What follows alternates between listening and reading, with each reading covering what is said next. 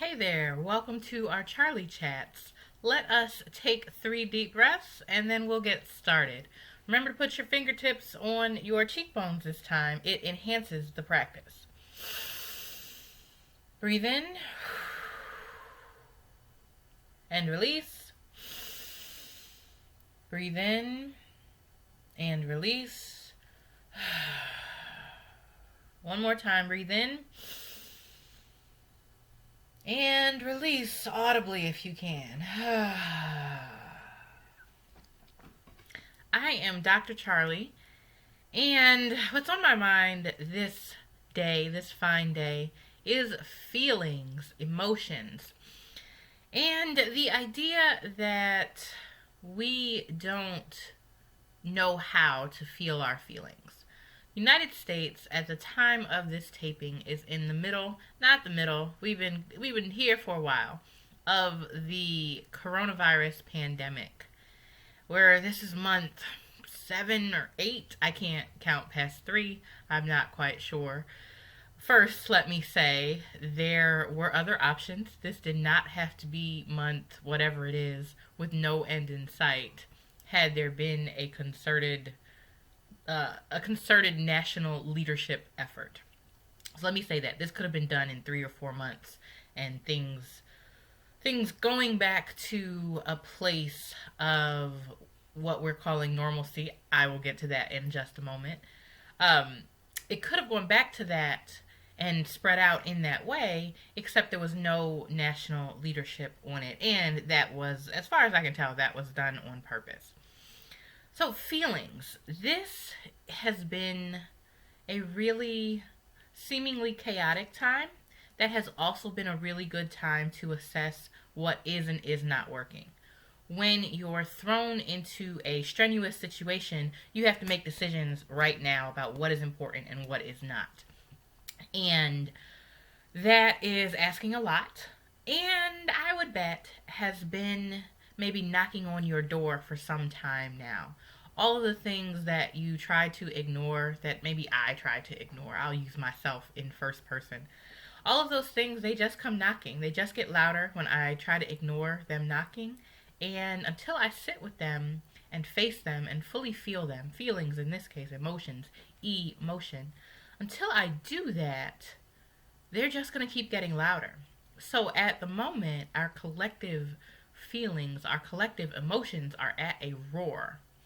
And the roar seems deafening and overwhelming, and maybe you just want to close your ears. What if you moved your hands off of your ears and really sat and listened to that roar? What exactly is roaring? At you, at other people, are you roaring? Are you finding yourself like I am, a little bit shorter in your temper? I have less grace. I'm less interested in people's selfish versions of themselves. I'm 100% included in that. My selfish version of myself, and how is it that we get through this with care and concern for others at a really large collective level. And so, just wondering about that stillness and what my feelings are trying to say.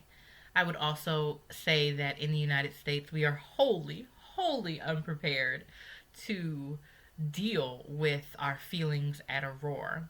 We have spent a lot of time distracting ourselves and emotionally and psychologically distancing ourselves and from the people closest to us. And then suddenly you've been in the house with them for 7 months straight. And maybe you know different things about them than you did when we started in March of this year. And so having the tools, though, is really important. Have you been able to look at what is present right now, right here at the forefront, very loudly, and been able to determine this thing is important, this thing is less important, and maybe you have been spending time on this lesser important thing for a while. So, figuring out tools that work for you, they don't have to work for anybody else. And you don't even have to share them. You don't have to tell anyone about them, but figuring out tools that work for you, whether that's tools to get through disagreements, Sometimes disagreements are just shouting matches because all of the parties don't feel heard, or none of the parties feel heard. Can you stop and listen and just be with whatever comes up, whatever arises for you, and without trying to change what is arising for the other person or the other parties? Can you just be with that? Can you sit with that in its discomfort, in its uncomfortable state? So, learning how to deal with our emotions at an individual and thus a collective level. They, ubiquitous media departments and outlets, they keep rebooting shows from earlier points in time. And my thought is there are no amount of rebooted shows that are going to get you through your feelings, that can substitute for you sitting down and feeling what you have to feel. We've also been taught collectively, at the large collective level, we've also been taught that there are only certain feelings that are okay to feel, and even among those certain feelings, only certain people can feel them. Men are much more allowed to express anger than are women. Women are labeled all sorts of other things when they begin to express anger. Generally, that anger is going to be justified. People are allowed to be angry, but we've also cut off half of the spectrum of feelings. We've said, subjectively, this is good and this is bad. Supposedly that's objectively, but nothing ever really is objective. So subjectively, we've opined, we've opinioned about it, that these feelings are good and these feelings are bad. And so if bad feelings, bad in quotation marks, if bad feelings arise, we have not cultivated the tools to work with them. We're told, be happy, take the positive route, have a positive, bright, cheery outlook. That is A, not everyone's disposition, and B, not honoring the heavier things that are coming up to be paid attention to be healed, to be noticed, to be transformed. And so we have far fewer tools for actually working through those things.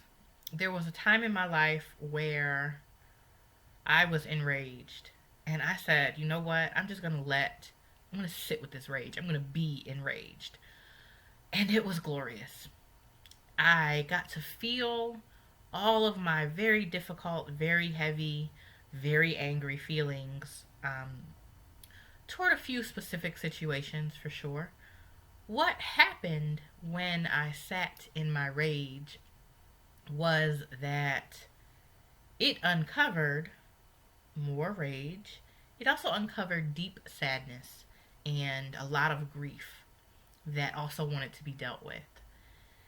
And I had to learn those tools. I had to sit with it and be enraged and understand that I couldn't know what I knew on the other side of it. It seems once you learn something new, you say, how could I have not known that? And you just did it. It's just how learning works. You don't know what you don't know until you know it, to know you didn't know it before. If you could follow that. So there's real importance in feeling all the heavy feelings that are coming up. I've been feeling overwhelmed quite a bit lately, and part of that is wanting a change and figuring out how to seed and sow and grow and harvest this change in my own life, and how to teach others to do that. How do we do this at a collective level so that the wound has to be open before it can heal?